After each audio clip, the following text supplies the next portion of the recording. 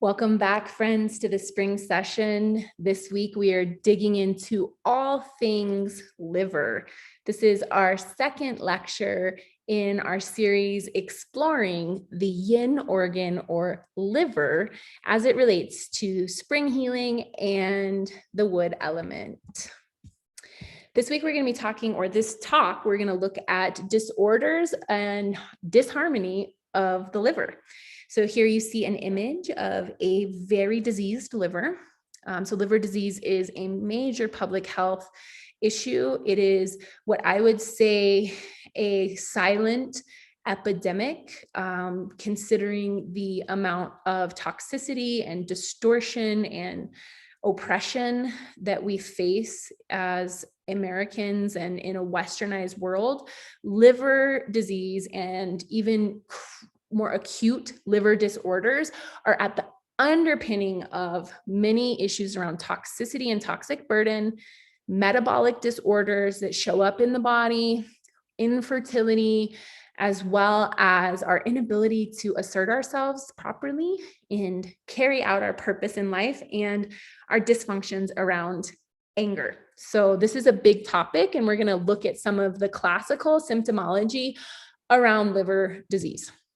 So everyone's heard of hepatitis. This literally translates to inflamed liver cells. So hepatic cells are what the liver is made out of, and itis is inflammation.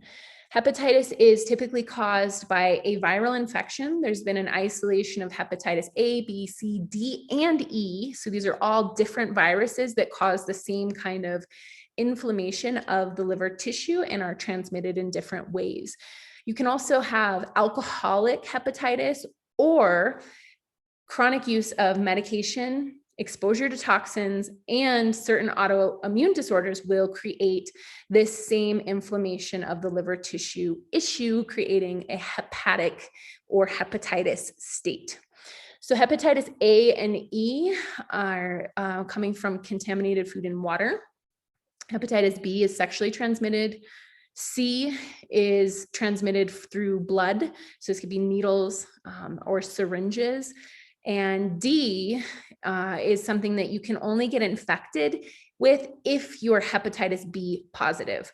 So this is a major public health challenge. It has been present, studied, and a huge challenge since for a very long time. And it's kind of interesting that we don't hear a lot about it in the media. We don't really talk a lot about it in the news. It's not on the front page. Everyone's not freaking out about it. But hepatitis has been killing on average 1 million people a year for a very long time.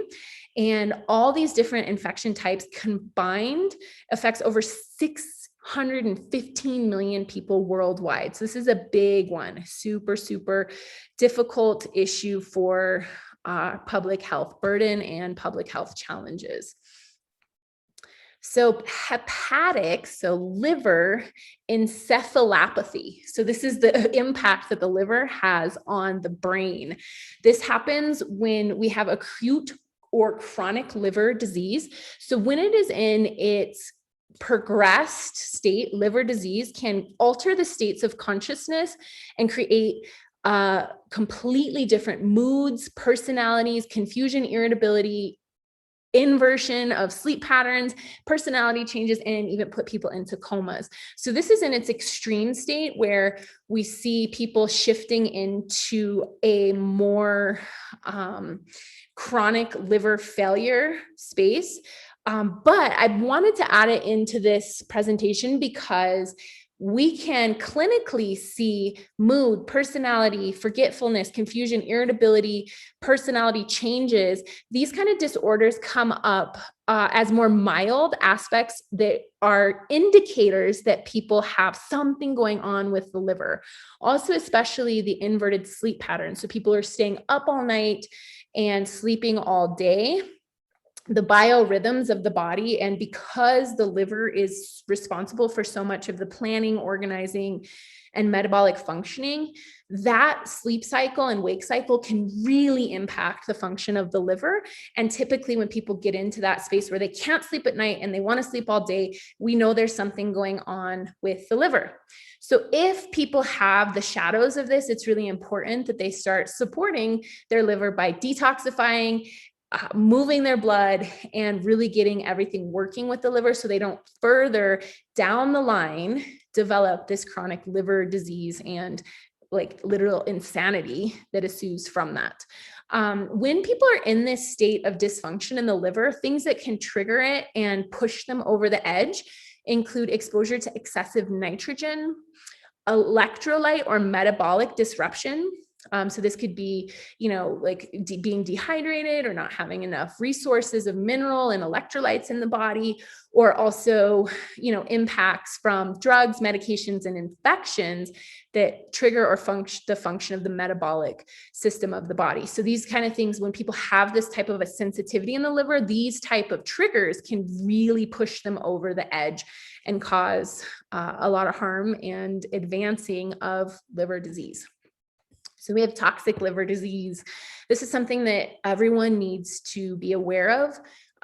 When we get into the more disease state of it, it can be very devastating for people, creating movement disorders, tons of pain, fogginess, dysfunction in mental and emotional states, and just the inability to move and actualize life.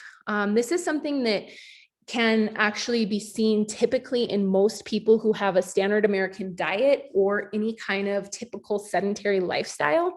There's some aspect of toxic liver typically going on. So anyone that is regularly taking over-the-counter pain relievers, statins, this one's interesting because the liver, is such a dynamic role in dealing with cholesterol, that the medication that is provided for managing when that goes haywire also damages the liver. Interesting, right? Antibiotics, arthritic drugs, antifungal drugs, niacin, steroids, HIV medications, chemotherapy, also lots of herbs and roots and toxic poisons that occur in the natural environment can be damaging to the liver, and then chemicals and solvents. So people who are exposed through work to chemicals and solvents. So this could be woodworkers, this could be factory workers, this could be people who develop and work in plants that actually manufacture chemicals or solvents. Also important artists. This is a really big one, making sure you're wearing protective face coverings as well as gloves and not getting toxic material on the body. I've worked many years with a lot of artists and graffiti writers who've used aerosol cans and toxic markers. And these things have wreaked havoc on their body, and they're, in their older years starting to struggle from that and needing the support of cleaning out and recalibrating how their body deals with toxicity. So making sure to protect yourself and avoid as many of these toxins that we bring into our body or become exposed to as possible, and supporting the liver to get rid of these things. Combat sports or any kind of mechanical injury to the liver can be very devastating. And so the liver is protected by the rib cage. So there's obviously like bone structure over the liver because it is sensitive to physical injury. So any kind of like bruising or damage to the liver can be devastating and create long-term effects. So symptoms of liver disharmony include pale stool, dark urine, jaundice, so yellowing of the skin and eyes, swelling in the abdomen, excessive fatigue, being easily bruised, or pain in the area of the liver. So these are more typical symptoms, but also, again, reiterating back to mood, irritability, personality changes, sleep, wake cycle disruptions. Those are also liver issues. And then also, again, the inability to actualize our potential and put our plans and dreams into reality through planning and organizing. That can be liver disharmony as well. So this is an interesting image here. This is kind of old mythology, and some of the most physicians can reference this image, where this myth of the hawk or the falcon eating the liver out and then it regenerating. The liver is actually the only organ capable of natural regeneration of lost tissue.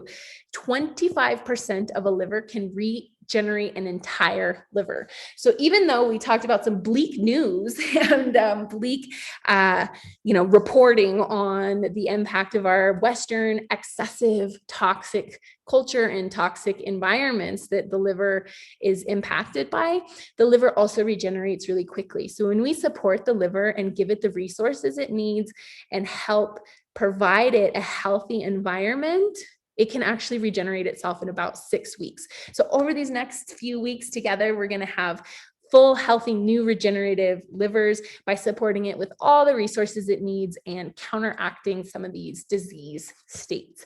I hope you guys can share in the comments what you learned from this lecture. And if you have any questions going deeper into the pathology around the liver, be sure to ask questions. And I hope that you can stay tuned for the next liver part 3 in our spring series.